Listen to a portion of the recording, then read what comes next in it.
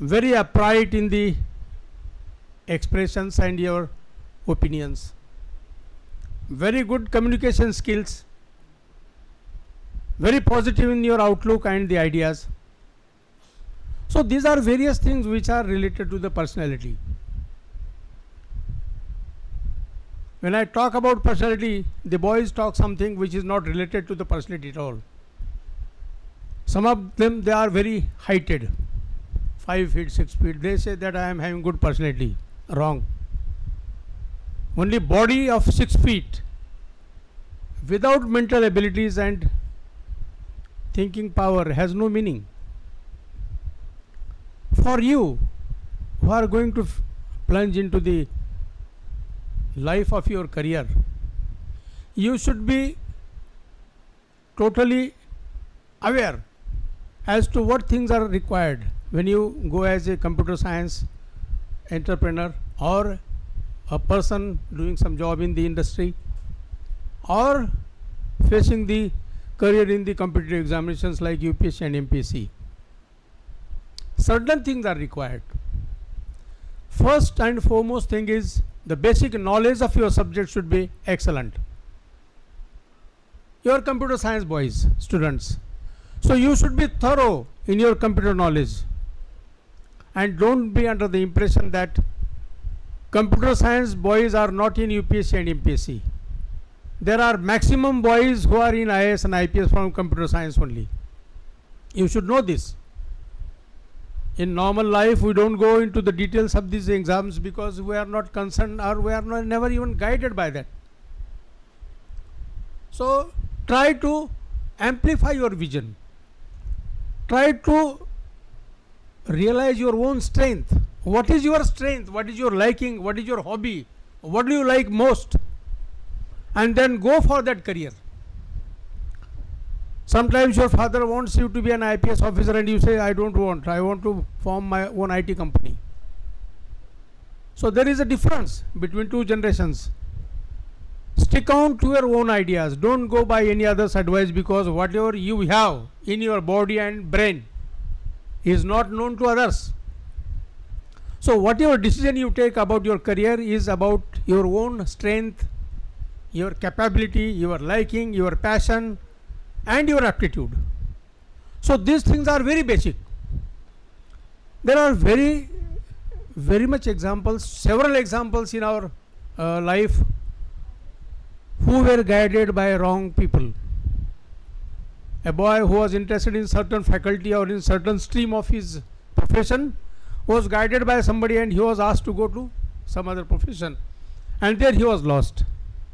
So don't do that, because personality is nothing but certain bunch of things which are within your brain and body. Your body works as per the commands of your brain, and your brain has certain capacities, certain thinking, certain traits, certain qualities which are formed through your DNA or whatever it is. But one thing is certain, that your passion and your aptitude is basic while choosing your career. I hope you got this point. समजलं सगळ्यांना? English चालतंय? चाललंच पाहिजे, कॉम्प्युटरवाले तुम्ही. But please jot down, तुमच्या ज्या शंका असतील ते लिहून ठेवा. Later on we will have half an hour for the discussion. Second thing is communication skills, very important. The theory of language says that unless you know one language properly, you cannot learn another language equally or properly. Now we are born and brought up in Marathi language atmosphere, and we know so much about Marathi language. But while talking in our day-to-day life, it's our vernacular Marathi that we use. It's a practical Marathi, which is not received Marathi. Received means accepted Marathi in the standard term of language. So your communication skill in Marathi also is not that standard as we expect in your official languages or public sector. So for that you have to upgrade your Marathi knowledge, and after that English is must. You know, whatever communication we have in the universe now, we should say, because computer science is in the universe now. So whatever communication takes place effectively is in English. Now while talking in English, we have so many problems. First and foremost problem is of tense. We don't follow the tense. We talk any kind of tense. But somebody who is listening, you has to adjust with you, and yeah, he says so. While talking about the present, we talk about the past and so many things. Then there are parts of speech in every language. 8 parts of speech, which we don't know. But we teach in the classroom. They are from noun, pronoun, verb, adjective, interjection, and so and so. Now these things, unless we study, we don't realize as to where and when they are to be utilized. But without knowing, we utilize them and we create a mess of the language. So while learning to be very effective in communication, have a good knowledge of your own language as well as another language that is a communication language in the world now, that is English. This is very important. Third and very important technique is that of positive thinking. This aspect we don't realize. When I go and meet somebody, or some parents come to me with his son, and when I ask him, do you want to become IAS officer? He says, "Nai, mala jamnar nahi." Now this is totally his ignorance. And in that ignorance we always live very blissfully. But that ignorance is to be removed. Mala ka jamnar nahi. Because that was impressed upon him by his family, his father, his grandfather and everybody. Because nobody from that family has come up to that standard. So remove this negativity. Be bold, be courageous, and be bold enough to tell that I have these qualities, therefore I can certainly do that, or more than that what you tell me. So this positivity in thinking, in every interview, go for any technical interview or any UPSC interview, MPSC interview, or any job in a college, your interview board will try to test your knowledge in the personality, whether you are a positive thinking person or a negative thinking person. But they will put a googly. They will not ask you whether you are a positive thinking person or not. They will give you a glass of water, half of the glass of water filled and half is empty. They will ask you, what is this? So you will say, the glass is half full. And a person who says glass is half empty, then they can say, yeah, he thinks of negativity only. Certain things are there in the personality which are revealed automatically. Your personality comes out in your language, in your behavior, in your expressions, that is social, personal, private, cultural, educational, so many things. So be brief in your communication skills as well as be positive, and so many other things that is we have to think is the personal upkeeping, discipline, they play a very important role. So many of them, while going for Viva, don't realize that they are not well dressed. They have not had proper haircut. They have not shaved. They have not ironed their clothes. Even while putting on the clothes, they have put shabby clothes or some gaudy colors. So these things we teach you in the interview technique and personality development. But certain things I want to explain is, while going for your career as a computer science entrepreneur or a serviceman, you have to have certain things which I have just explained you. Now this part was general, but now I will come to the competitive exams. You must not have seen the syllabus of UPSC and MPSC naturally, because you have not thought of it about those things now. But do go on the website of MPSC and UPSC and just download the syllabus, and you will find that your computer science syllabus is very easy. We feel it very difficult. We don't even understand what is computer science and so many things enumerated in that syllabus. But you will find that there is nothing very difficult, of course not very easy also, but still you know that the syllabus is quite reasonable. Now there are 4 compulsory papers which are of general studies in UPSC as well as MPSC, because Maharashtra Public Service Commission has adopted the same syllabus of Union Public Service Commission for the class 1 and class 2 post. So this general studies paper, they are very crucial in all the UPSC and MPSC exams. Now what is the general study? There is history, there is geography, there is science, means physics, chemistry, biology, botany, there is biotechnology, there is a food science, there is computer science and technology, there is industrial development, there is agricultural development. So many subjects are combined, they are amalgamated in these 4 papers, and they are not difficult. On the contrary, they are very easy, because they are about the present situation. What is happening? What is happening in the industry? Whether the industry is going properly or not. What is the industrial sector saying? Going on the progress or the regression? What is the agriculture sector saying? What is the production in the agriculture sector? What is the plight of the farmers?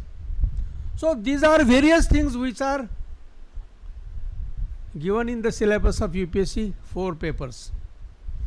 And there are 2 papers of your optional, that you certainly will be choosing your computer science.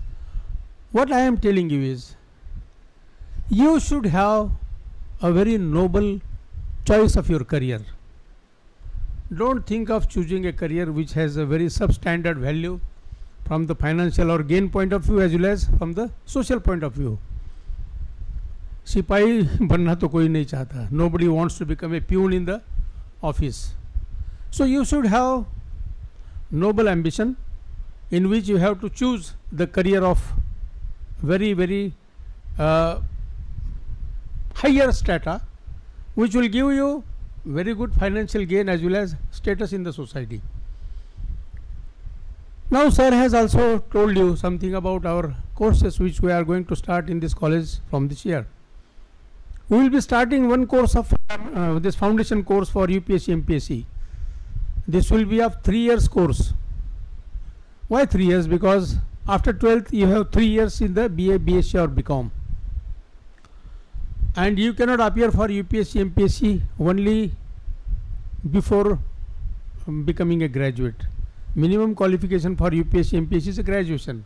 So by the time you complete your graduation, you will be taught what is the syllabus, and you will be able to prepare those things in 3 years of your foundation course, and after completing your degree you can focus on the syllabus which is taught here for 1 or 2 years, and you can get through UPSC MPSC, and that is the plan behind it.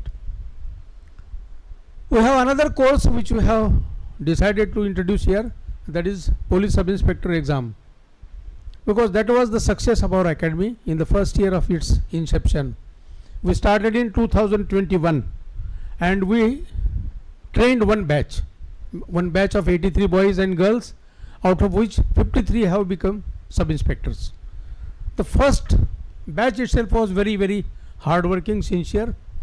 Equally, we were also tough with them, and we never spared them if they don't work. Our point of view is to gain the success. Once I accept you as my student, you will have to follow me, and you know how police can teach you. If you don't listen this, we have so other means to get the study done by you. It's a part of joke, but Police Sub Inspector course was drafted by me when I was MPSC member, when I was IG in Maharashtra. I know what is the utility of that subjects in the field as a sub inspector, for which we have prescribed certain books, certain texts, certain topics of history, geography, Marathi, English, basic knowledge up to 12th, and some of the part of up to graduation. But even there you have to complete degree and then apply for the post of sub inspector. You cannot apply before getting the degree. Minimum qualification for sub inspector is also degree course.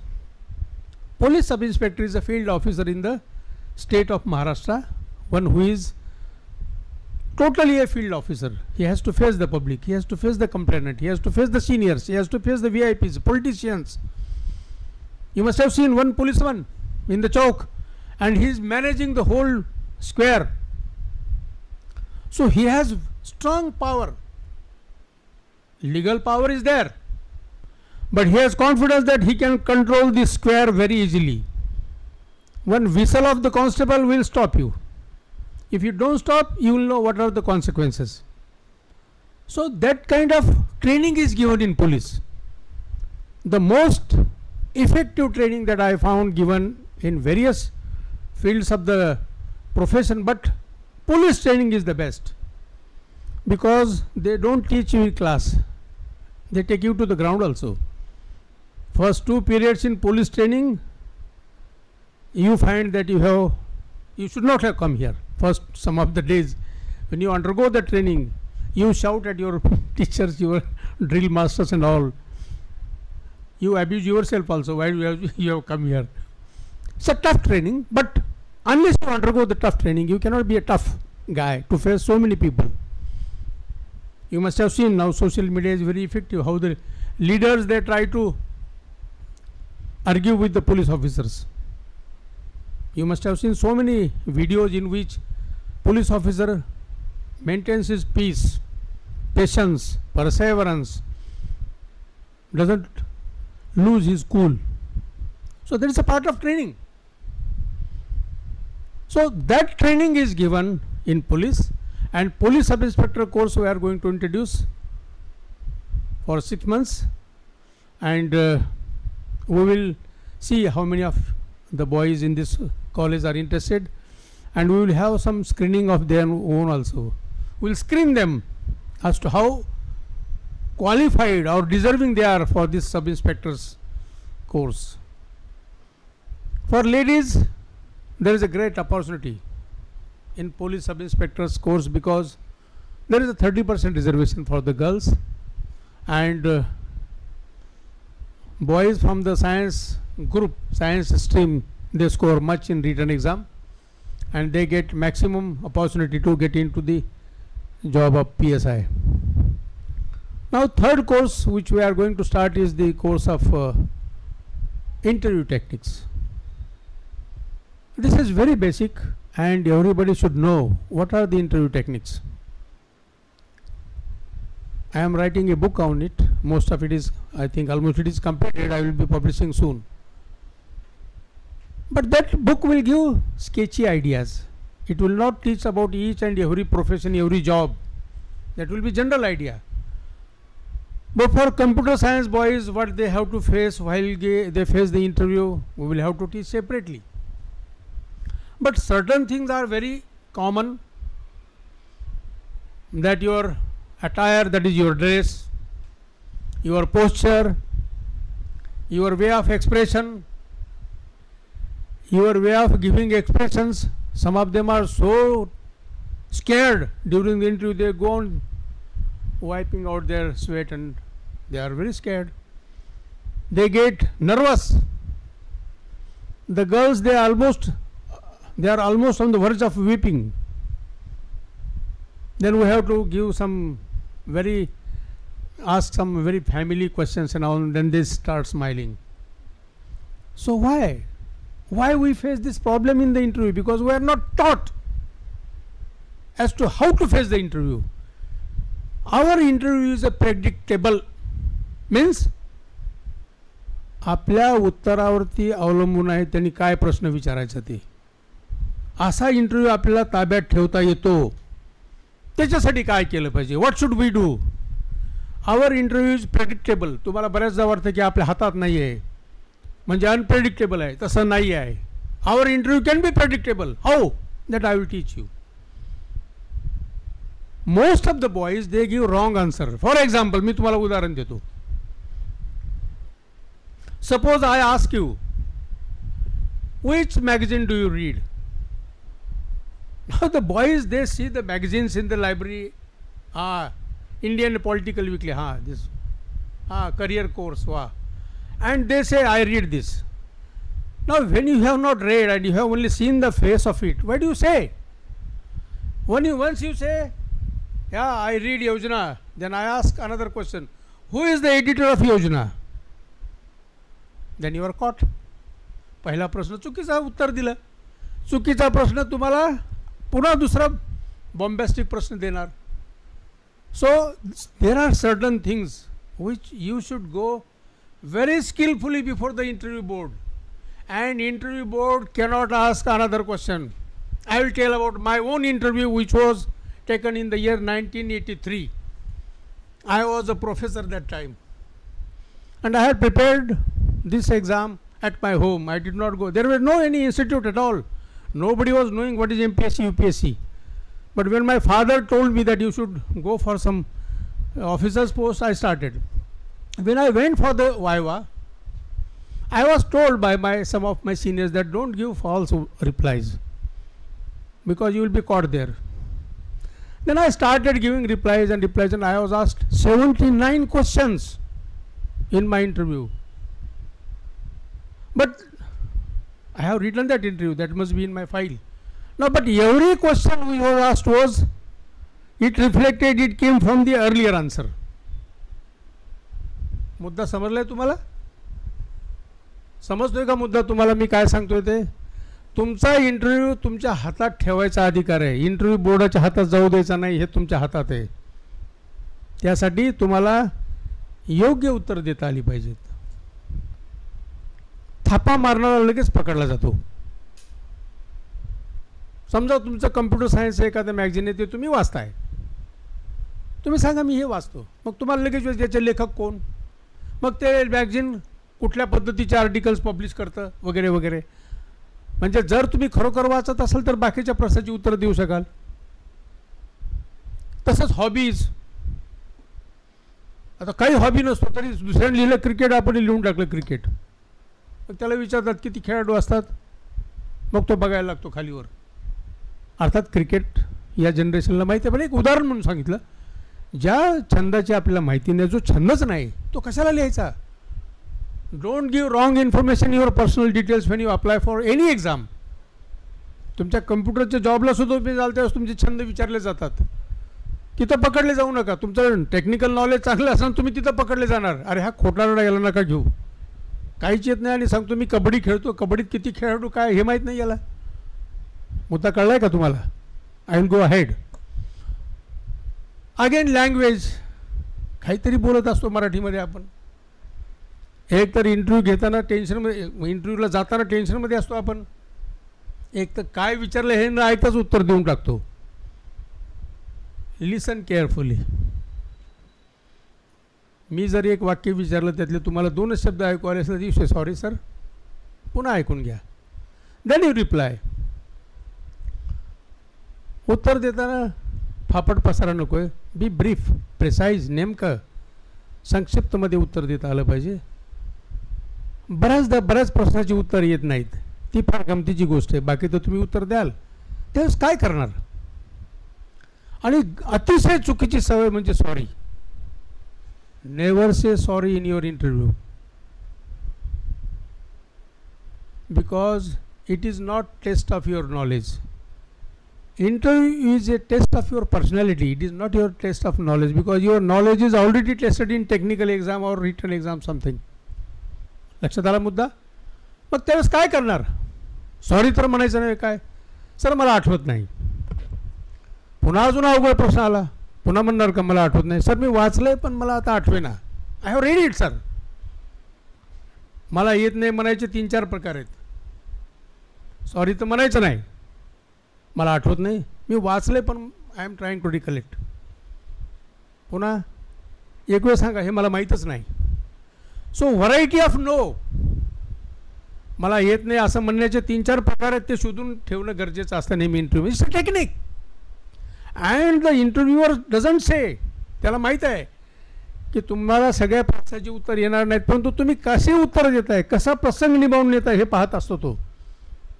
And you should have that skill. There are so many things. तुमच्या ड्रेसबद्दल आहेत, तुमचे पाय हलवणे, हात हलवणे, घाम पुसणे, पुन्हा उगीच डोळे मिचकावणे, ह्याच्यावर बऱ्याचशा गोष्टी आहेत त्या कोर्समध्ये शिकू. But your interview techniques you should know. तो एक आमचा कोर्स आहे इंटरव्ह्यू टेक्निक्स. आणि चौथा course, fourth course we are going to start is that is speaking English and personality development. या गोष्टी थोड्या इंटर रिलेटेड आहेत, त्याच्यामुळं तो एक कोर्स ठेवला आहे, English language and personality development. So these are certain basic ideas which I have tried to put before you. I am more interested in asking, listening you. तुमचे काय प्रॉब्लेम्स आहेत, न लाजता न घाबरता. जसं आपण आता आपली बरीचशी मैत्री तयार झाली आहे का अर्ध्या पाऊण तासामध्ये. Be friendly, be frank, ask. याच ठिकाणी विचारा, समाजात नाही तुम्हाला विचारता येणार. तुमच्या मनातली शंका, अडचण किंवा हे बरोबर, हे काय उत्तर द्यायचं, you can ask. don't get scared, don't shy. काय शंका नाही नसेल तर मी प्रश्न विचारणार. इंटरव्ह्यूला जाताना साडी नेसणार का असा ड्रेस घालून जाणार? हां, मोठ्यानं सांगा ना, उठून सांगा. कुठला ड्रेस घालणार? हां, नाही, उत्तर बरोबर आहे. इंटरव्ह्यूला जाताना आपल्याला जो साजेसा आहे, जो आपल्याला सवयीचा आहे, तो ड्रेस घालायला हरकत नाही. पण आपल्या महाराष्ट्राचा एक ॲक्सेप्टेड पोशाख आहे महिलांचा, तो म्हणजे साडी. आणि त्यामध्ये तुम्ही यापेक्षाही चांगले दिसू शकता. तुम्ही बघा, तुमचे 2 फोटो काढा, एक साडीतला आणि एक असा. माझ्याकडं 12 मुली होत्या, त्या सगळ्या ड्रेसमध्ये यायच्या. त्यांना म्हणलं ड्रेसमध्ये नाही जायचं, you will go in sari. त्यातल्या एक दोघीला साडीच नेसता येत नव्हती. म्हणलं तुमच्या मैत्रिणी आईकडनं नेसून घ्या आणि कम्फर्टेबल व्हा. पहिले 3-4 दिवस साडीमध्ये वावरा. हे का सांगितलं? कारण हा ड्रेस हा आपला नाही आहे. This is a dress of Punjab प्रांतातून हा लेडीजसाठी आलेला ड्रेस आपण स्वीकारला आहे. चुकीचं काही नाही, परंतु तुम्हीच तुम्हाला साडीमध्ये चांगलं दिसाल. हा मुद्दा पडतोय का सगळ्यांना? ज्यांना पटणार नाही त्या ड्रेसमध्ये जा. परंतु तो ड्रेस पुन्हा भडक अंगाराचे, भडक कलरचे ड्रेस कधी चालत नाहीत. Light colour. पुन्हा पुरुष मंडळी ते तर कसलेही शर्ट घालतात. पॅन्ट बऱ्याच ठिकाणी फाटलेली असते फॅशनमध्ये. तसलं काही घालायचं कारण नाही आहे. पॅन्ट शर्ट साधा, इनशर्ट केलेलं उत्तम. त्याच्यावरती शूज असणं गरजेचं आहे. Again shoes should match your pant colour. Stockings, मोजाचा कलर तुमच्या पॅन्टचाच पाहिजे, नाही तर पॅन्ट काळी मोजा पांढरा लगेच दिसतं. It looks very shabby and contradictory. या काही गोष्टी आहेत. तर अशा काही शंका तुमच्या मनात काही नाही आहेत का? प्रत्येकाच्या मनात शंका आहे, परंतु विचारायची कशी? मैत्रीण हसते बाजूला, काय विचारते तू, जाऊ दे आपण नंतर बघू याच्यावर, आणि ती तशीच राहून जाते शंका. मला विचारा ना, त्यांना नका विचारू. खरोखरच विचारा, घाबरू नका. हीच प्रवृत्ती मोडून काढायची मला. You should be able to talk. तुम्हाला बोलताच येणं गरजेचं आहे. ज्ञान भंडार भरपूर आहे, परंतु तोंडच उघडलं नाही तर समोरच्याला काय करणार आहे? तुमच्याकडे काय बुद्धिमत्ता आणि ज्ञान आहे ते? बरोबर आहे ना? बोला, काही शंका असेल तर. नसेल तर नका विचारू. कोणाची काही शंका? म्हणजे बऱ्यापैकी हुशार दिसतात. हां, प्लीज विचारा. मोठ्यानं बोलायचं. जेवण केलं सकाळी? खाल्लं? Then speak loudly. आईला कसं रागवून भांडतो आपण. सर, माझा क्वेश्चन असा आहे की इंटरव्ह्यूमध्ये असा क्वेश्चन विचारला जातो, why do you want this job? Yes, असा याचा आन्सर 100% मुलाला विचारला जातो. मला अपेक्षा याच प्रश्नाची होती. याच्यावरती मी चांगलं उत्तर देईन तुम्हाला. बसा. आता मी इंटरव्ह्यू घेतो त्यावेळेस बरेचसे मुलं विचारतं, तुम्ही कशामुळे या सर्व्हिसमध्ये येतात? तो पहिल्यांदा सांगतो मला देशाची सेवा करायची, जे धादांत खोटं असतं. धादांत खोटं असतं.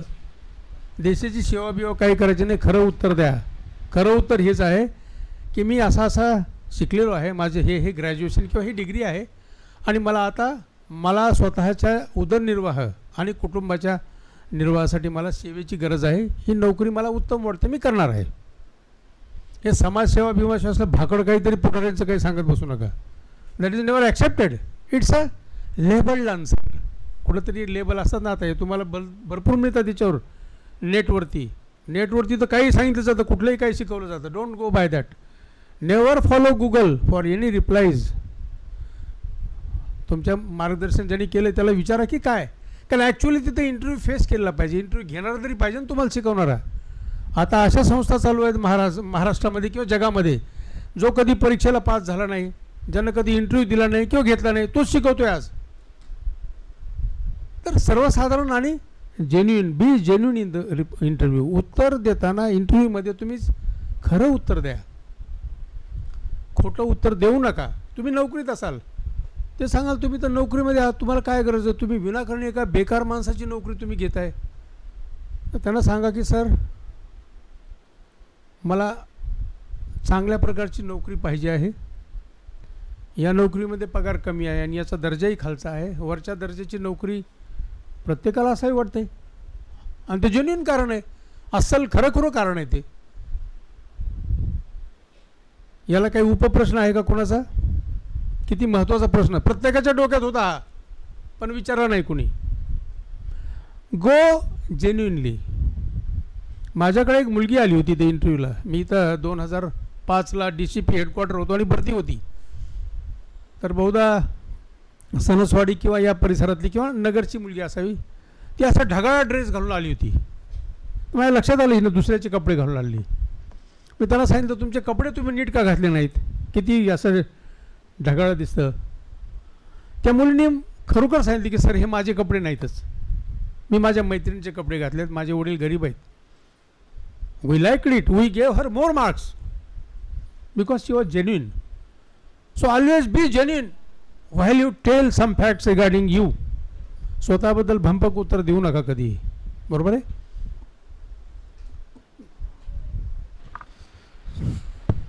We say that first impression is the last impression. So what are the tips and techniques for giving a best impression to the interviewers? Yes, please sit down. This is again a very important and almost all students face this problem. First and last impression is very important.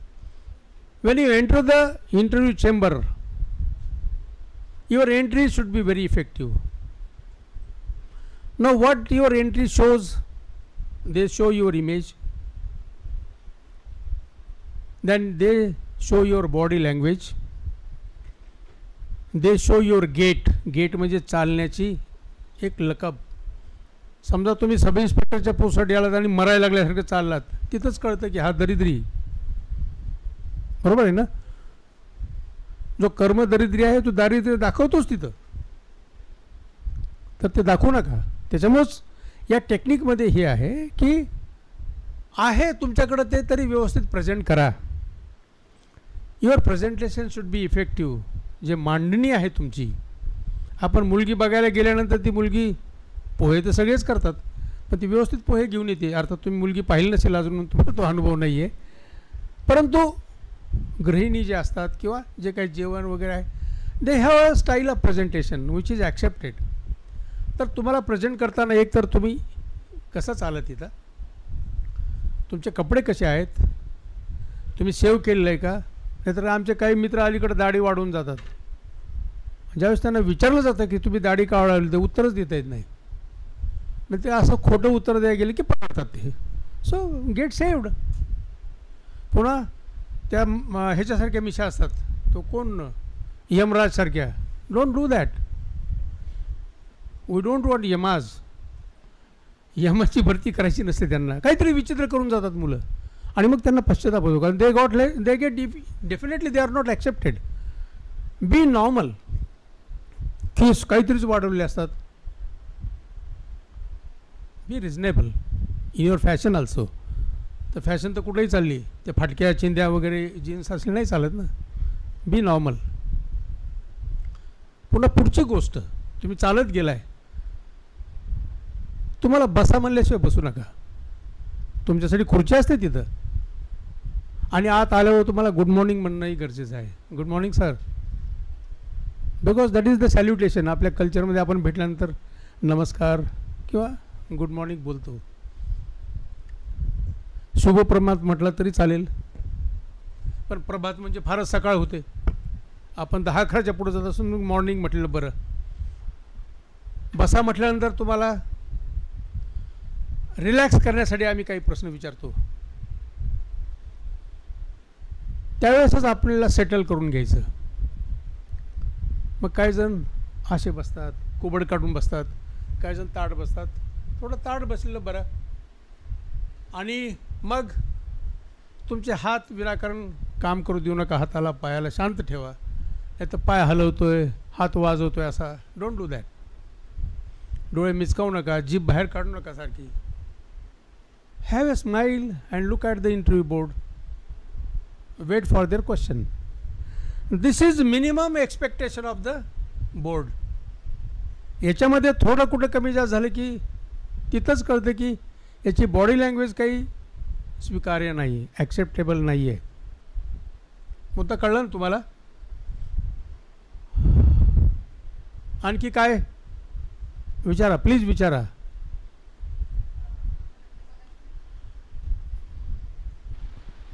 मग असे तुम्ही हॉबीजबद्दल सांगितले ना sir, तर आपण hobbies आता yoga, dance वगैरे असं एकाने म्हणजे मी परवाच एक सोशल मीडियामध्ये पाहिलं होतं की डान्स हॉबीज लिहिलं होतं, त्याला करायला सांगितलं. तर नेमकं आपण नाही, कशा इंटरव्ह्यू बोर्ड तुम्हाला प्रकारचे डान्स नाही करायला लावणार, परंतु डान्सबद्दल काय विचारणार. बरोबर आहे तुम्ही प्रश्न. खरोखर तुम्हाला डान्स जर असेल तुमचा हॉबी, तर त्या डान्समधल्या कोण एक्सपर्ट आहे, मोठा कोण व्यक्ती आहे, महान डान्सर, त्याची माहिती असावी. What is his record. लक्षात आलं का? जो तुमचा हॉबी आहे, समजा kabaddi, who is the best kabaddi person, कोण चांगला कबड्डी खेळाडू, चांगला रेसलिंग कुस्तीमधला असेल तर त्याचं माहीत पाहिजे तुम्हाला. कोण डान्सर, समजा तुमचं कथ्थकमधलं आहे तुम्ही आणि खरोखर केलं असेल थोडंफार, ते काय करायला लावणार नाहीत, पण ते विचारणार काय असतं कथ्थक, त्याचे काय पॅरामीटर्स आहेत, क्लासिकल नोट्स काय काय त्या गोष्टी विचारणार. का त्यातले एखादा हुशार बी असतो. परंतु हॉबीबद्दल जे आहे ते सांगायला हरकत नाही. पण तुमच्या हॉबीमध्ये तुम्ही ती हॉबी कशी लागली तेही सांगू शकता. की ठीक आहे, आमचे इतर होते ते संधी होती त्यात मी केलेलं आहे. मग ते विचारणार कथ्थकमधली कोण मोठी आहे नर्तिका, मग ते सांगता आलं पाहिजे. ते जरा ॲडव्हान्समध्ये ठेवायचं नॉलेज आपलं. विचारतात ते. आणि करिअर गॅपबद्दल आन्सर कसं दिलं पाहिजे. आपल्या करिअरमध्ये गॅप कधी होतो ना, तर त्याचं आन्सर कसं दिलं पाहिजे. हां, त्याच्यामध्ये सुद्धा खरं सांगा. मी पाहिलं, माझ्याकडं काही मुलं होती गेल्या पहिल्या बॅचमध्येच. बसून बोलला तरी चालेल, मी याचं उत्तर देतो. बऱ्याचदा काय होतं मुलांना की चुकीचा सल्ला दिला जातो. मग त्या सल्ल्यानुसार मुलं त्या परीक्षेला जातात, एखादं करिअर निवडतात. पण त्यांची जी पॅशन असते, लायकिंग असते, आवड असते, जन्मजात आवड, ती वेगळी असते. आणि मग कदाचित ते पुन्हा प्लंज परत येतात. मग मधल्या गॅपबद्दल त्यांना सांगता येत नाही. टेल ऑनेस्टली काय घडलं. जॉबच नव्हतं, 2 वर्ष घरी बसून होतो. टेल खोटं सांगताना काय होतं, मग ते पॅचअप करताना नंतर ते पॅचअप कुठंतरी उघडं होतं. कारण पहिल्या व्हर्शनला आपण स्टिकअप राहत नाही. पहिल्यांदा काय बोललो हे लक्षात नसतं नंतर. त्याच्यामुळं सांगतात ना, खोटं कधी बोलू नका, कारण ते खोटं उघडं पाडतं तुम्हाला. खरं सांगायचं. बऱ्याचदा गॅप होतो, बऱ्याच अडचणी असतात. माझ्याकडे एक बुलढाण्याचा मुलगा होता, 13 वर्ष तो परीक्षा देत होता आणि 13व्या वेळेस माझ्याकडे येऊन सुद्धा तो फेल झाला, तेही एका मार्काने. कारण त्याला बोलताच येत नव्हतं. त्याची भाषा तुम्हाला माहीत असेल, बुलढाणा परिसरातली भाषा थोडी वेगळी. त्याला म्हटलं तू इथं राहा, तू मराठी बोल शिक अगोदर, तुझा इंटरव्ह्यू मराठीतच घ्यायला लावेल मी. म्हणजे मी नाही सांगणार, तू सांगायची की सर मी मराठीच येतं, मला इंग्रजी येत नाही. असं कुठं लिहून ठेवलेलं नाही की इंग्रजी आलंच पाहिजे म्हणून तुम्हाला. You can choose your own language also.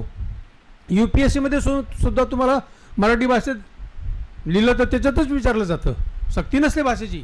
पण इंग्लिश काय गरजेची असते तर तुम्हाला दैनंदिन जो व्यवहार आहे, आता आपण किती मराठी सरकारी होते शासनाचे की शासनाचा कारभार मराठीत, परंतु अर्ध पत्र सगळे वरिष्ठ कोणी इंग्रजीतच असतात.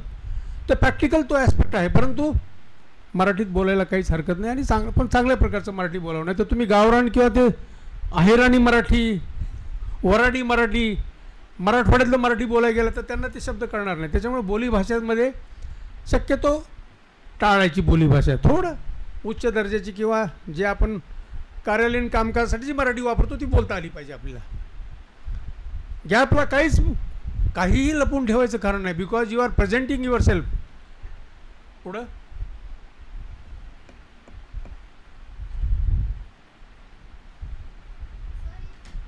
माईक घ्या ना. सगळ्यांनाही कळलं पाहिजे what is your doubt, so that they have also the same doubt but they don't expect. In every interview, it is asked, first question is asked about to introduce yourself. So what should be included in that? Very good. Please sit down. Now introduce yourself is a very simple thing. In some of the interviews, they don't expect your name to be exposed. In UPSC, MPSC, we don't ask your name, your caste, because that's a rule now. Nobody should. Some people, they may hate some caste and they may not give good marks even if you are meritorious. Therefore, government has made a rule that you will not expose your caste, name. But when you introduce yourself, then you can tell that I am, if there is no restriction on revealing your name, you can tell your name, tell your degree, and again tell that from which school you got your secondary school, higher secondary school education, from where you completed your college. Then talk about your merit also. For example, I stood first in BSc computers in the university, in the college. This was my percentage, or I got gold medal. Then I again talk about your hobbies and your sports, again your achievements in the sports, your various achievements in different fields. You can tell. Got it? अजून फार कमी प्रश्न विचारताय, मागं काय कोणी बोलायच तयार नाही. मी येऊ का तिकडं? Please ask. अजून कोणाच्या काही शंका? हां हां नाही बोला, मला ऐकू येईल, सगळ्यांना ऐकू जावं म्हणून. जसं तिने पहिला क्वेश्चन विचारला होता आणि तुम्ही त्याचं उत्तर दिलं की खालच्या लेवलचा जॉब होता आणि कमी सॅलरी होती, जास्त सॅलरी सगळ्यांना हवी असती, त्यामुळे मी जॉब स्विच केला. बरोबर. पण आता त्यांनी जर विचारलं, जर तुम्हाला अजून जास्त पॅकेजचं जॉब ऑफर झालं तर तुम्ही आमच्या इथून पण सोडतात, काय गॅरंटी की तुम्ही शॉर्ट टाईमसाठी आम्ही तुम्हाला आमच्या इथं जॉब देऊ? शेवटी कसं आहे, त्यांनाही माहीत आहे की जादा पैसे मिळाले तर तुम्ही सोडणारच आहे. देन बी फ्रँक, त्यांना सांगा नक्की सोडणार म्हणायचं. पण जोपर्यंत तुमच्या इथं असेल तोपर्यंत मी माझं मेरिट दाखवूनच सोडणार. Tell them that whatever expertise and skill I have, that I will totally devote it for the betterment of your company. आणि तुम्हालाही अनुभव आहे कम्प्युटर सायन्सचा. एक जर तुम्ही आता एका जॉब कंपनीमध्ये लागलात, तुम्हाला जर असं 20 लाखाचं पॅकेज असेल, 2 वर्षांनी तुम्हाला 40 लाखाचं मिळतं, हे माहिती आहे तुम्हाला. They also know, but they will never ask this question, कारण ते नको तुम्हाला जागा करणार नाहीत की आता पुन्हा तुम्ही सोडून जाल म्हणून. त्यांना माहिती आहे हा सोडून जाणारच आहे म्हणून. कोण सोडणार आहे मोठ्या पॅकेजची नोकरी?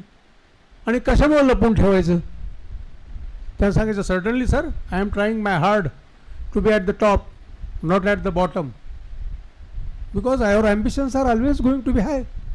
Y should we be low when we are having such a degree, reputed degree, commendable confidence and courage and skill, achievements, and company wants such people only. त्यात निगेटिव्ह काही नाही आहे. पुढं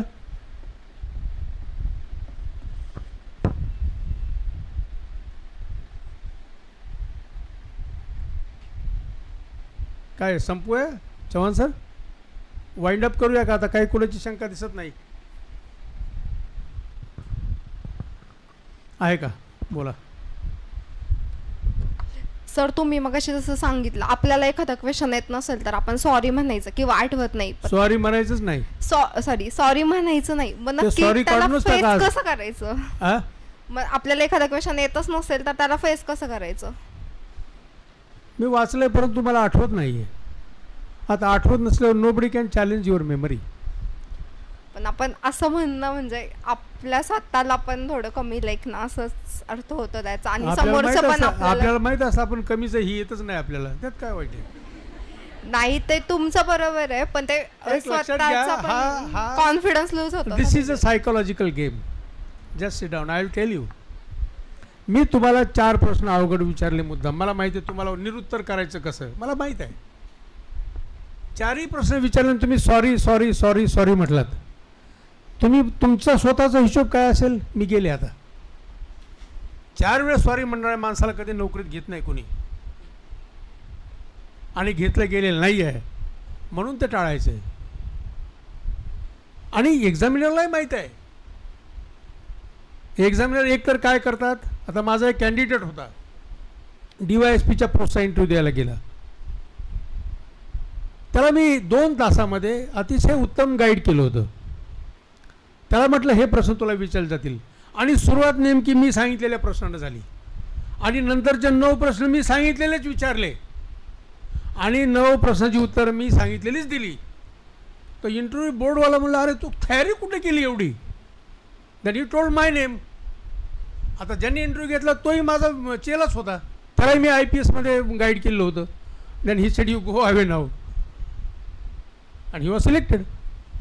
पण एखादा खडूस असतो तिथला, तू 9 प्रश्नाची उत्तर बरोबर दिली हो, एक असा बाउन्सर टाकणार. मग त्यावेळेस तुम्ही सांगा सॉरी म्हणायचं काय कारण आहे? सगळ्याच विषयाचं तुम्हाला ज्ञान असणं अपेक्षित नाही आहे. तुम्ही विश्वकोश आहात अशी अपेक्षा नाहीच आहे. You are not a robo, you are a human being. त्याच्यामुळं सर मला आठवत नाही, सर मी वाचलेलं नाही, सर हा प्रश्न फारच चांगला आहे, मी घरी जाऊन याचं उत्तर शोधेल. हे एक तिसरं निगेटिव्ह बोलायचं. काय सर फार महत्त्वाचा प्रश्न आहे, माझ्या वाचण्यात आलेलं नाही, परंतु मी घरी जाऊन नक्की याचा अभ्यास करेल. म्हणजे हे निगेटिव्ह उत्तर कसं केलं आपण पॉझिटिव्ह शब्दाने. लक्षात, हा सायकोलॉजिकल गेम आहे. तुम्हालाही तुम्ही तुमच्या आईला 3दा नाही काय करत, मी काय नाही करत, पण 4 वेळेस 4 कारणं सांगा. अरे किती मुलगी अभ्यास करते, किती काम करते, 4 कारणं सांगितली ना, ती रागवणार नाही. That is a psychological game, and we have to play with the interview board. मला प्रश्न असा विचारला होता, that was mister Jog, he was DGP Punjab that time. त्यांनी मला विचारलं की तुम्ही DYSP या पदासाठी लायक आहात असं वाटतं का? मी उत्तर काय दिलं असेल? मी म्हणलं सर बरेचसे पोलीस ऑफिसर्स मी पाहतो आता तुमच्या डिपार्टमेंटमध्ये, त्यांच्यापेक्षा मी बराच उच्च दर्जाचा वाटतो. म्हणजे किती सायकोलॉजिकल गेम खेळला मी. मी जर म्हटलं असतं हो सर असं मला वाटतं, नाही मी तुमचा बाप आहे, दुसऱ्या शब्दात ट्राय टू इम्पोज. त्याच्यामुळे इंटरव्ह्यूला जाताना घाबरायचं नाही. इंटरव्ह्यूला जाताना सांगायचं तू बाउन्सर टाक, मी सिक्सर मारेल. आपला इंटरव्ह्यू आपल्या हातात ठेवणं हे आपल्या हातात स्किल आहे. असे बरेचसे उत्तर आहेत. मी तर आता PSI इंटरव्ह्यूसाठी जवळजवळ 200 प्रश्न काढून ठेवले होते, आणि त्या 200 प्रश्नामधूनच माझ्या 53 मुलांना विचारलं गेलं, जे सिलेक्ट झाले ते 83 मुलांना विचारलं गेलं. त्यांनी मला विचारले की सर तुम्हाला माहीत होतं का पेपर कसा काढणार ते? मला सिलेबस मीच ठरवलेलं आहे, मला माहीत आहे काय विचारतात ते, आणि मला माहीत आहे सब इन्स्पेक्टरला फील्डमध्ये काय फेस करायचं ते. So be like that. अजून असा डोक्याला खाणारा प्रश्न कोणाकडे यांच्या उशिरा लक्षात आला? लक्षात आधीच आला होता, पण विचारायची हिंमत होत नव्हती. हिम्मत करा. That is what we teach. What is the personality development then? व्यक्तिमत्व विकासामध्ये बोललं पाहिजे. दगडाला काय विचारणार आहे आम्ही? तुम्ही जर दगडासारखं येऊनच बसलं तर उत्तरच नाही दिलं, 5 मिनिट तुम्ही आम्ही तुम्हाला चहा पाजणार. चहा आल्यानंतर लक्षात ठेवायचं की आपला इंटरव्ह्यू चांगला झाला किंवा एकदम बोगस झाला, आता हाकलायची तयारी. चहा आम्ही त्याच वेळेस देतो की कॅन्डिडेट काही बोलत नाही, किंवा कॅन्डिडेट फारच बोलला आहे, आता याला चहा द्या, खुश करा गोड देऊन. 2 things are there. You can assess what you have done. Sir हीच परिस्थिती इंटरव्ह्यूला पण होती. आपल्याला सगळं येत असतं, पण आपण म्हणजे आपल्याला ते सांगता येत नाही. मग ह्याच्यामध्ये कारण सांगतो, त्याचं मानसशास्त्रीय कारण आहे की आपण घाबरून असतो. का निराश व्हायचं? मी इंटरव्ह्यूला गेलो त्यावेळेस वेटिंग रूम होती खाली. हा इंटरव्ह्यू औरंगाबादचा सुभेदारी गेस्ट हाऊसला इंटरव्ह्यू होता. I was a professor, every day I use to read. माझा इंग्लिश हा ऑप्शनल विषय होता. त्या परीक्षेला गेलो तर सेंटरवरती कुणीच नव्हतं. मी म्हणलं आपला टाईम टेबल तर बरोबर आहे, मी त्या इंजिनिअरिंग कॉलेजला नंबर आला, त्यांना विचारलं, म्हणलं पेपर आहे आज एक. ते म्हणले आहे, आज जा तिकडलं हॉलला. ते इंजिनिअरिंगचे वेगवेगळे वर्कशॉप असतात, तिथं ते नंबर देतात. तर बाहेर विचारलं, म्हणलं आज पेपर आहे. म्हणले एक नमुना आहे, त्याच्यासाठी आम्ही आलो आहे म्हणले. म्हणलं तो नमुना मीच आहे, या म्हणले बसा. आता इथं ते सुपरवायझर इथंच बसून लिहिला मी पेपर. हे सांगतो मी का, आय वॉज बोल्ड, मी शिकवत होतो. आणि मग इंग्लिश लिटरेचर आणि इंग्लिश कंपल्सरीला I had a score. General इंग्लिशला मला 72 का 78% आहेत, आणि लिटरेचर ऑप्शनल इंग्लिशला 65% स्कोर वाढवलेत त्यांनी. You have to show. आपण विनाकारण घाबरून जात असतो. आपली तयारी पाहिजे की आलेली बॅट कशी बॅट फिरवतो बघा, भीती काढून टाकायची. लक्षात ठेवा, त्यांना घ्यायचं असतं तुम्हाला. आणि तुमच्या नॉलेजची परीक्षा घेतलेली असते. आता त्यांनी तुम्हाला बोलवलं, तुम्ही स्वतः आलाय का? तुम्ही आता जावई आलाय, निमंत्रण देऊन बोलले you are invited for the, तुम्ही UPSC किंवा MPSCचं वायवाचं लेटर वाचा, यू आर इन्व्हायटेड असं असतं for the viva voce and personality test on so and so date at so and so time at so and so place. So why nervous व्हायचं काही कारण नाही, परंतु 99% नर्वस असतात. आणि मग नर्वस झाल्यानंतर काय होतं, तुमच्या ब्रेनचे बरेचसे कप्पे बंद होतात, येत असलेली गोष्ट तुम्हाला आठवत नाही, आणि मग बोंबाबोंब. त्याच्यामुळं जाताना थोडं एखादं ट्रँक्युलायझर खाऊन जायचं, जे आपल्याला सुचवतं, चलो यार चाय पी के जाएंगे, बढ़िया इंटरव्यू होगा. कम्युनिकेशन स्किल्स सर कसं इम्प्रूव्ह करायचं? कारण कम्युनिकेशन स्किल्समध्ये भाषा आलीच पाहिजे. त्याच्यामुळे इंग्लिश आणि मराठी हे दोन्ही गरजेचं आहे.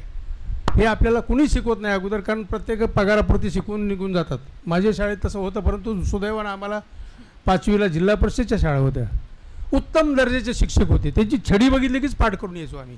आता छडी मारली की तुम्ही पोलीस स्टेशनला जाता लगेच. टीचरला तरी काय दोष आहे?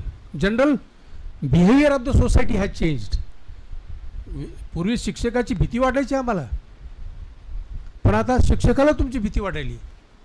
I was a professor. मी पहिल्यांदा कॉलेजमध्ये शिकवायला गेलो त्यावेळेस असे उन्हाळ पोरं बघितले. अर्थात आम्ही तेवढेच उन्हाळ होतो कॉलेजमध्ये, मग त्यांना खिचून बाहेर काढलं होतं आम्ही कॉलेजमध्ये पहिल्या दिवशी मी प्रोफेसर असताना. बाकीचे प्रोफेसर म्हणतात प्रिन्सिपलला सांगणं सर ऐसा कर रहा है. मुद्दा कसा आहे की तुम्ही कॉम्पिटंट, सक्षम पाहिजे तुमच्या भाषेमध्ये.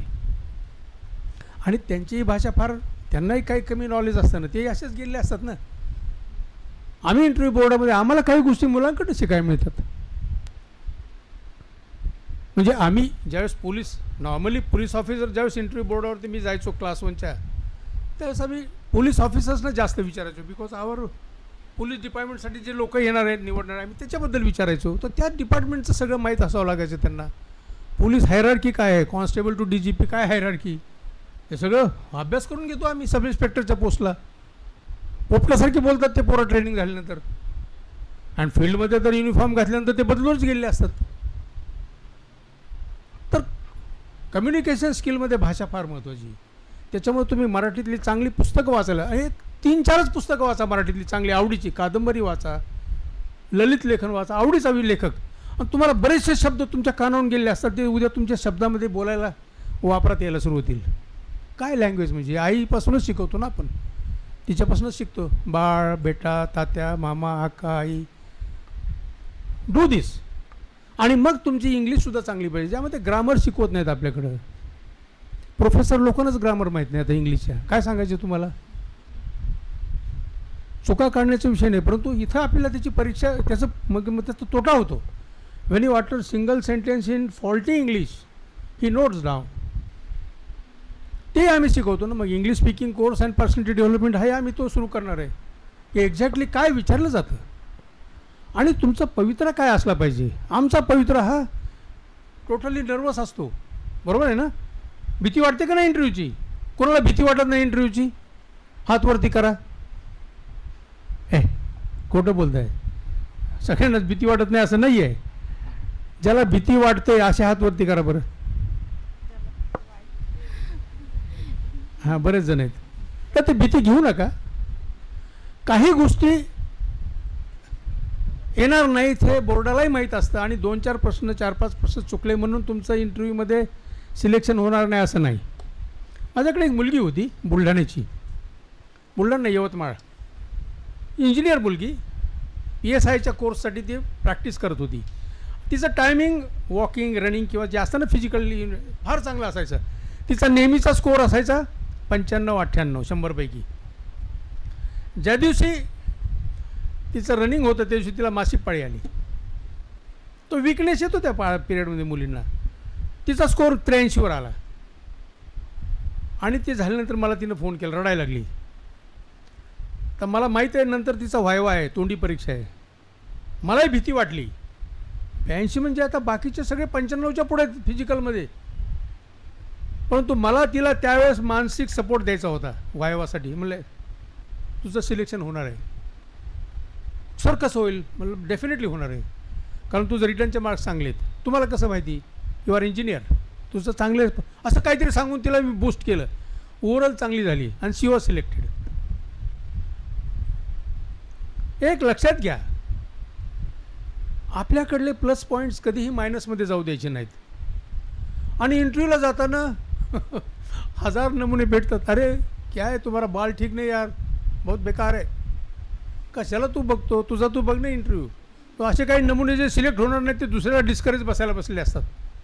Don't get discouraged. आपल्याला माहीत असतं की आपण जी उत्तर देणार आहोत ते प्रामाणिकपणे देणार आहोत आणि दिलेल्या उत्तरातूनच प्रश्न विचारले जातात, हे लक्षात ठेवा. असे काही अपवादात्मक प्रश्न असतात जे त्या उत्तरातून विचारले जात नाहीत. जे कुठले असतात, जेव्हा कळतं की ह्या सगळीच उत्तरं देतो आहे त्यावेळेस मग आम्ही टॉपिक बदलतो. Otherwise same stream follows. तोच तो म्हणजे ओघळ पुढं वाहत चाललेला असतो प्रश्नांचा आणि उत्तरांचा. Because there is a rapport establish between interviewer and interview candidate. आणखी बोला बोला. माईक द्या ना त्यांना. पुढे या, माईक घ्या आणि बोला, कारण ते आवाज बी येणार नाही. माईक आहे इथे, या पुढे या. मुलींचं प्रमाण मेरिटमध्ये जास्त आहे माहिती का तुम्हाला? UPSC MPSC मध्ये बघितला सिलेबस कधी वाचलाय निकाल वगैरे? Girls are more in the merit. तुम्ही नोंद ठेवायची. पुरुष मंडळी जरा लक्षात ठेवा, मुली पुढे चाललेल्या आहेत, कारण आपल्याला बरीच कामं असतात. सांगा. मला असं कन्फ्युजन आहे की आम्ही आता कम्प्युटर सायन्समध्ये हे करतोय, तर IT करिअरमध्ये फोकस करावं की UPSC MPSC मध्ये, असं कन्फ्युजन आहे आम्हाला. पुढे या. फार चांगला प्रश्न आहे. नाही गंमत नाही, it's a very serious question. हा मी पहिल्यापासून म्हणजे आल्या अपेक्षा करत होतो. म्हणूनच मी खात्री केलं, are you computer science students? बसा इथं, बसा ना, खुर्ची आहे. मुद्दा असा आहे, करिअर कोणतं निवडायचं याच्याबद्दल मी सुरुवातीला बोललो बघा थोडं. तुमचं लायकिंग काय आहे? तुम्ही एकटा असताना वाटत असं, साला मी याच्यापेक्षा चांगला IPS ऑफिसर होणार असं वाटतं कधीतरी. हे काय कचरा आहे साला. किंवा याच्यापेक्षा चांगला IAS होणार, याच्यापेक्षा चांगला इंडियन फॉरेस्ट सर्व्हिसमन होणार, याच्या चांगला इंडियन रेल्वे सर्व्हिसेसपेक्षा जाणार असं वाटतं बऱ्याचदा. कारण तुमची ती लायकिंग असते. तुमची लायकिंग कशाने डेव्हलप होते? तुमच्या पॅशनमुळे होते. तुमच्या लायकिंग आणि पॅशन्समुळे तुमचा कॉन्फिडन्स वाढतो. कॉन्फिडन्स वाढला की तुम्ही त्या गोष्टीचाच अभ्यास करायला सुरू करता. म्हणजे ती डेव्हलपमेंट कुठून झाली असते? तुमच्या इच्छेची, महत्त्वाकांक्षेची, तुमच्या लायकिंगमधनं. आणि मग तुम्हाला ते सोपं वाटायला लागतं. आणि सोपं वाटावं लागण्यासाठी तुम्ही ते अभ्यासच राहत असता सारखं. तेच निवडलं पाहिजे ना तुम्ही. उद्या तुम्हाला जर असं वाटतं असं की नाही मी IPS ऑफिसर म्हणूनच छान काम करेल, you will become IPS officer. त्यात अवघड काय? परीक्षा तीच आहे. 4 GS पेपर, 2 ऑप्शनल पेपर, आणि इंग्लिश आणि रिजनल लँग्वेज तर आहेच, एसे रायटिंग. आणि UPSC is a game of answer writing skill. UPSC अवघड नाही आहे. जो उत्तर लिहितो समर्पक 150 आणि 250 शब्दात तोच पास होतो. फार अभ्यास नाही आहे. BA BSc BCom पर्यंतचाच अभ्यास आहे. But it is compressed in 1 exam. आणि तो विचारताना वेगळ्या पद्धतीने विचारला. तुम्हाला असं विचारलं जात नाही आर्टिकल 370 काय आहे राज्यघटनेला, असं नाही विचारलं जात. What are the consequences of abrogation of article 370? ह्याचे परिणाम काय झाले देशामध्ये? You have to write. It is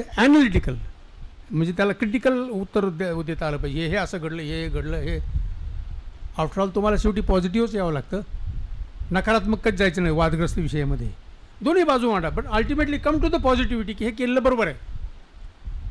कारण प्रशासनात केलेलं बरोबर आहे असंच म्हणावं लागतं. कारण ते नियमाप्रमाणे घडत आलेलं असतं, ते काही इलिगल नसतं, नियमाप्रमाणे. तुमची शंका क्लिअर झाली? यस. पुढं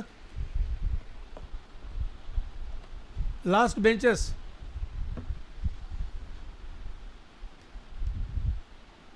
काहीतरी बोला.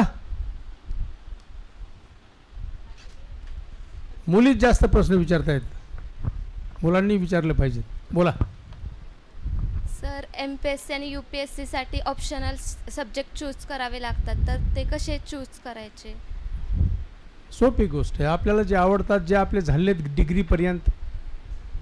आता मला चॉईस करताना मला इंग्लिश लिटरेचर घेऊच नका म्हणले होते सगळे, पण मला माहीत होतं ओव्हरऑलमध्ये मला ग्रिल करणार, तुझं इंग्लिश असताना तू दुसरा विषय का घेतला. आणि दुसरा मला फायदा असा होता, I was teaching the same subject in college, free, रोज तेच अभ्यासायचो. जे आपल्याला सोपं वाटतं, ज्याच्यामध्ये आपल्याला चांगला स्कोअर घेता येईल तोच विषय निवडायचा. नवीन विषय, अनोळखी विषय, अवघड वाटणारा विषय कधीही घ्यायचा नाही. MPSC किंवा UPSC असं नाही म्हणत की तुम्ही समाजशास्त्र घेऊन उलट समाजशास्त्रसुद्धा तेवढंच अवघड आहे. ज्यावेळेस आपण परीक्षेत उत्तर देतो त्यावेळेस क्रिटिकल उत्तरं लिहायची असतात त्यात, पण तो शक्यतो आपल्याला सोपा वाटणारा विषय घ्यायचा.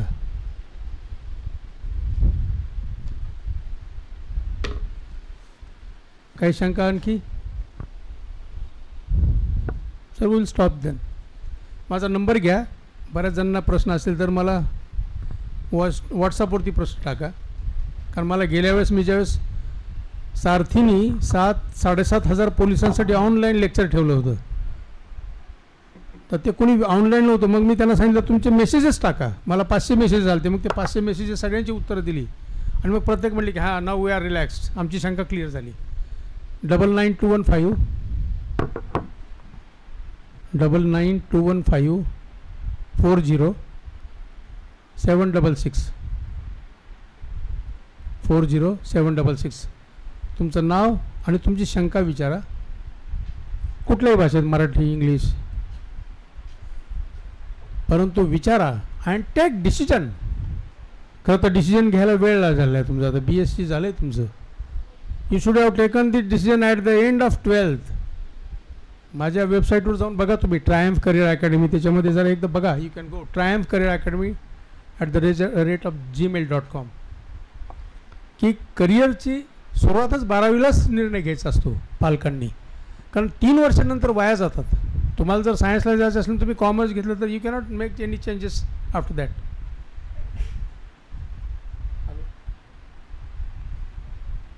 हां, ठीक ठीक, चालतं ठीक. मी बोलतो मग एका लेक्चरमध्ये बोलतो. हो हो, thank you.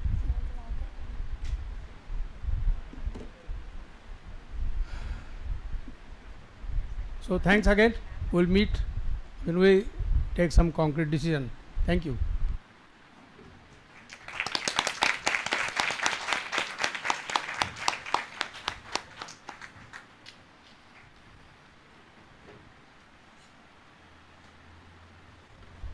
Thank you so much, sir, for the wonderful gesture what you have discussed with our student. So if any queries and if any students would like to join, you can talk to Professor Sanjay Zavant, sir. You can give your names to him, and as already sir have given his number, you can discuss with him.